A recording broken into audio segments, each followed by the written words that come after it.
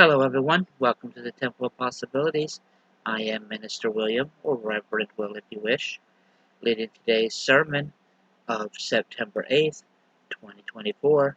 And as always, we'll start with a moment of silence for prayer, meditation, and what have you.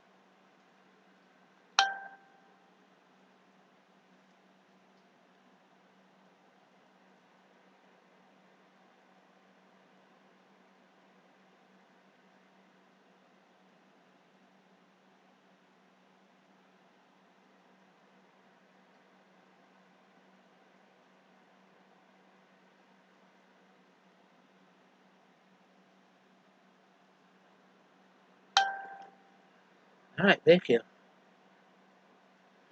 This week's sermon will be on the last virtue to do, and it is chastity.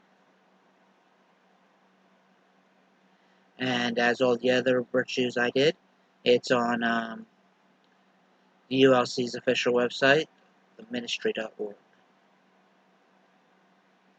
Purity. They ask and they smile. They are the ones who go on to marriage with worn-out bodies and disillusioned souls. Saint Jose Maria. In this day and age, when someone hears about chastity, they may think of abstinence, modesty, and celibacy. Those who practice these things are guarding themselves from certain aspects of sexuality. They resist the over-sexualization that is happening in American culture, and are sometimes looked down on because of it. Being chaste does not necessarily mean shying away from sex. Chastity is sexual behavior of a man or a woman that is in accordance with the moral standards of their religion and culture. In many religions, acts that are sexual in nature are prohibited outside of marriage. Christian chastity. But sexual immorality and all impurity or conventionalness must not even be named among you, as is proper among saints. Ephesians 5:3. In Christian traditions, chastity is identical to sexual purity. This means not having any sexual relations before marriage. It also includes loyalty to one's husband or wife during marriage. When God created humans, He declared that we were good and that we should be fruitful and multiply. After the fall of humankind's sexual desires were distorted and became impure. The Bible is clear on the dangers of an impure heart.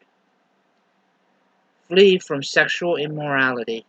Every other sin a person commits is outside the body, but the sexuality immoral person sins against his own body. Or do you not know that your body is a temple of the Holy Spirit within you, whom you have from God? You are not your own, for you were bought with a price. So glorify God in your body. 1 Corinthians 6:18-20. According to the Bible, any voluntary sexual arousal or act outside of a union between husband and wife is sinful. To be an oversexed world this is outrageous. After all, sex feels good and is necessary for the continuation of our species. How can it be bad? People who believe this don't understand why chastity is important or to keeping a true and virtuous soul. Impurity and lust are sicknesses that, when controlled, are precursors to other more serious problems, such as an unplanned pregnancies and sexually transmitted diseases. Christians struggle with lust just as much as anyone else. Being chaste is very difficult because it tests our wills. As humans, we fail constantly because resisting our urges is like resisting our desire to eat or drink.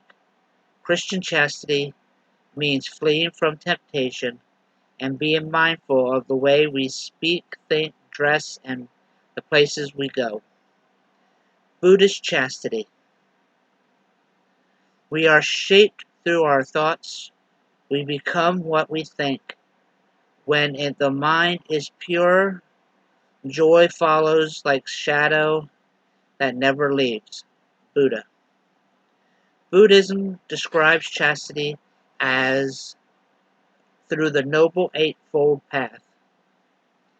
This path is a testament, a treatment for life through training, designed to release one from ignorance, impulse, and desire for the sense of pleasures. One of the points on this path that is the right action. The one of the points on this path is the right action. According to the concept of right action, practitioners should train themselves to be morally right in their activities. To archive this, one must follow the 5 precepts. Do not kill, do not steal, do not lie, do not become intoxicated, and do not be unchaste. For monks and people who are not married, chastity is consistent. For the married, it means restraint in proportion with one's progress along the path. If change is needed, the person should reflect on their actions with an eye on what prompted these actions in the first place. Change should then proceed in the direction of selflessness and clarity or charity. If a person is unchaste, they are still trapped by tanha, the desire for private fulfillment. This kind of desire seeks fulfillment in the ego and senses, which are temporary and hollow. Tanha is the cause of life dislocation. If a person follows the path, which includes being chaste, they can escape the selfish cravings from which keeps them from achieving true happiness. By practicing chastity, one is moving closer to escaping the self-cage. When we escape the desire for sexual satisfaction, we are no longer shaped by that craving and its narrow limits of self-interest. When we are free from that craving, our mind becomes more pure, and that purity leads to joy. Muslim chastity. For men and women who guard their chastity, and for men and women who engage much in God's praise, for them has God prepared forgiveness and great reward. The Quran 33:35. Muslims take special care to abstain from what is forbidden. They do this in part by promoting virtuous behavior and by disdaining themselves from animalistic desires. The Quran is very specific as sexual indecency is sin. Chastity is necessary for preventing human behavior from sinking into despicable desires. In today's largely secular society, it seems that people have trouble seeing the significance of Islam's norms and values surrounding chastity and modesty. To Islam, the world is predominantly listrous,